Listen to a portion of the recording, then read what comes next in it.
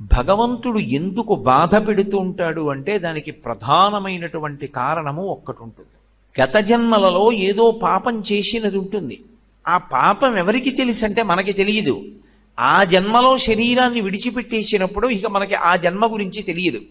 కానీ ఆ జన్మలో జీవుడు ఏం చేశాడో భగవంతుడికి తెలుసు. అది చిత్రగుప్తుడంటే. ఆయన వ్రాసి పెట్టుకుంటాడు, దాన్ని అనుభవంలోకి తీసుకొస్తాడు. చేసిన పాపం కష్టం రూపంలో పోవాలి. వీడు కూడా బాధపడ్డాడు అనుకోండి, ఆ బాధ రూపంలో చేసిన పాపం పోతుంది. ఎప్పుడో ఎవరినో అనరాని మాట ఏదో అన్నాడు, వాళ్ళు చాలా బాధపడ్డారు 2 గంటలు.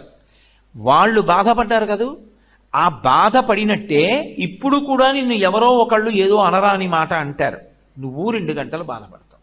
ఈశ్వరుడు గత జన్మలలో చేసిన పాపాన్ని దృష్టిలో పెట్టుకుని ఫలితాన్ని ఇస్తాడు.